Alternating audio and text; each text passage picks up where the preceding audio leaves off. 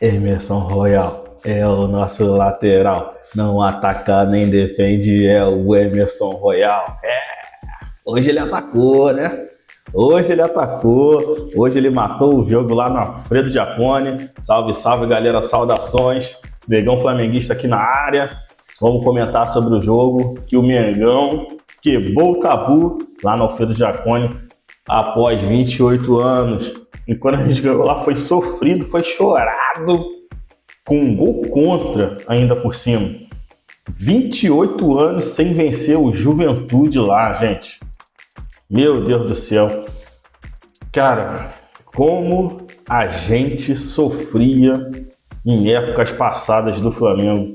E eu espero que isso nunca mais se repita. Porque antes a gente sofria porque o Flamengo era saco de pancada de todo mundo fora de casa. Do time mais forte ao time mais fraco.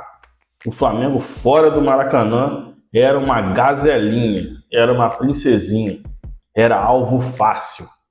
Hoje o Mengão malvadão vai lá fora de casa e arranca as vitórias. Quer seja no sufoco, quer seja na raça, quer seja amassando os adversários dentro de suas casas. Então hoje não foi diferente. O Juventude não fez absolutamente nada. Quando eles tentavam correr, o Flamengo ia lá e amassava, abafava, fazia faltinhas táticas. Só o Flamengo jogou. E depois que o Nenê saiu, então, que o Nenê que estava fazendo algumas bolas perigosas ali, tanto em escanteio como em falta, né? Vocês já viram, né, nessas bolinhas bandidas, foi que o Grêmio empatou o jogo lá no Maracanã, né? E poderia acontecer a mesma coisa. Mas graças a Zico e graças a Deus não aconteceu. Nós fomos lá, nós ganhamos. A gente está 4 pontos na frente do Palmeiras. Eles estão com um jogo a menos, mas em um jogo tudo pode acontecer. Fiz aqui umas anotações rápidas para falar para vocês que toda vez que o Flamengo quebra tabu no Brasileirão, um tabu importante, um tabu grande, o Flamengo acaba sendo campeão brasileiro, né? Esse de 28 anos sem vencer o Juventude é o maior deles. Nós também temos em 2009, quando o Flamengo nunca tinha vencido o Santos na Vila Belmiro, ele venceu com gols de Pará e Adriano. Eu lembro até hoje, o gol do Adriano do meio da rua, quase no meio campo. O goleirão do Santos aceitou. Aquilo ali já era um prelúdio do que ia acontecer, né? E em 2019, quebrou aquele tabu de ser o time de maior pontos, né, da história dos pontos corridos. Mas o Cruzeiro em 2000... Não. Aquela época lá do Cruzeiro era 40 jogos, sei lá, assim, quase 50 jogos o Brasileirão. Fazer 100 pontos aquilo ali é mole, né? O JJ fez 90 pontos. O JJ quebrou a banca.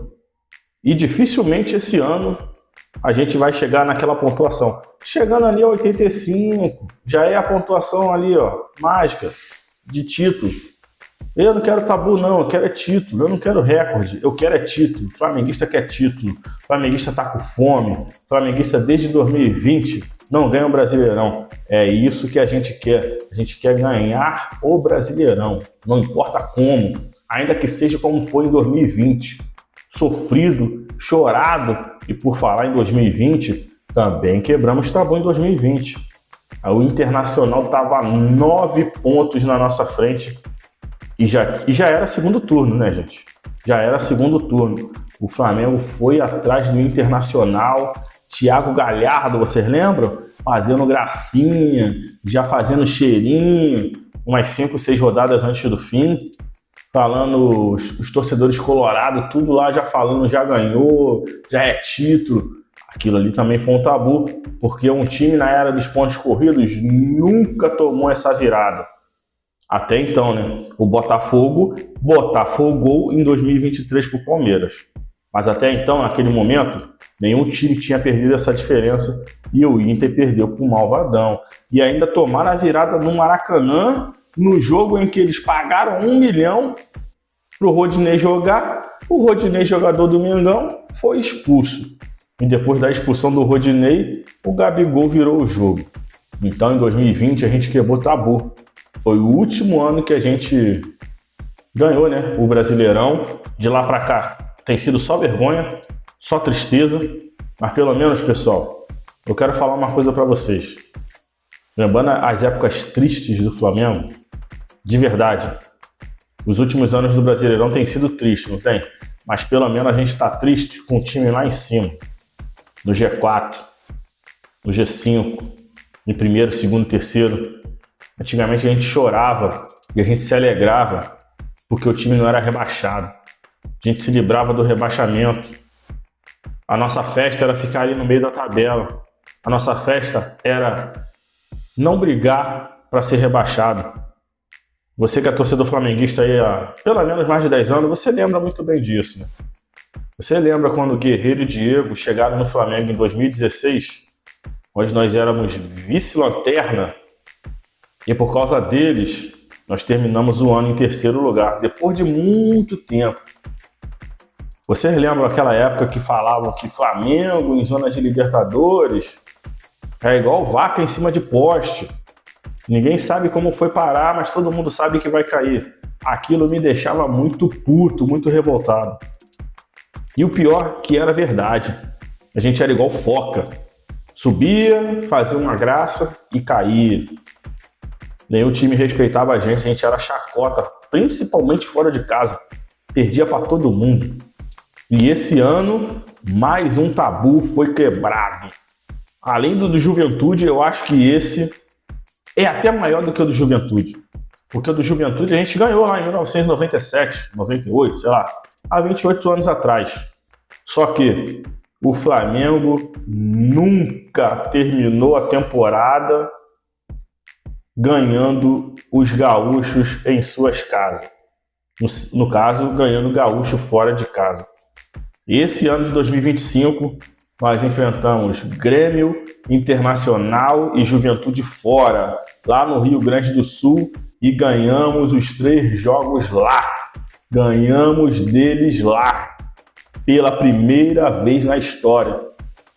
Quando o Flamengo ia jogar no Rio Grande do Sul, em épocas passadas que a gente não tinha internet, a Globo mandava, eu nem assisti o jogo, porque eu já sabia que era a derrota certa. Era praticamente o jogador nem entrar em campo e entregar os 3 pontos, porque era a derrota certa. A gente ficava torcendo para saber quando que ia sair o gol dos caras. Enquanto não saiu o gol, a gente torcia, porque geralmente, quando saía um, era um atrás do outro. A gente já perdeu para times de Grêmio e Inter, times pavorosos, times iguais ou piores do que está hoje aí, ó, do Grêmio e do Inter. A gente perdia para aqueles times. Espera aí, que o notebook... voltei. A gente perdia para aqueles times. Era uma vergonha. Pelo menos hoje a gente chora e a gente fica revoltado lá em cima. Hoje o torcedor flamenguista, ele dorme de barriga cheia. Graças à gestão do Bandeira e à gestão do Landim. A gente nunca deve esquecer disso. Tá bom, pessoal? Estou muito feliz com essa vitória e se afastamos mais uma vez do Palmeiras. E é isso. Agora, quinta-feira, é pegar o Estudiantes lá na Argentina e vamos fazer com eles igual a gente fez com o Juventude hoje. Partir para cima, amassar. Eu, como flamenguista, fanático que eu sou, eu não me importo de às vezes vir um resultado ruim. O que eu quero é que meu time jogue com raça, com força, que nunca desista. Isso é o que importa, isso é o que o flamenguista quer. Se o time perder, se o time for eliminado, mas se o torcedor ver o time jogando com raça, com vontade, amassando o adversário, às vezes acontece uma bola bandida, um escanteio, uma falta, acontece uma derrota. Mas se a gente jogar do jeito que a gente jogou hoje, todos os jogos, fatalmente, pelo menos um título a gente vai levar esse ano, um título importante. Valeu, pessoal. Saudações rubro-negras, Negão Flamenguista na área. Nos vemos na próxima. Valeu, um abraço! Se você chegou até aqui, muito obrigado. Que Deus te abençoe. Não se esqueça de curtir e se inscrever no canal. Deixo aqui uns vídeos para vocês também ver as nossas análises em outros vídeos. Um abraço!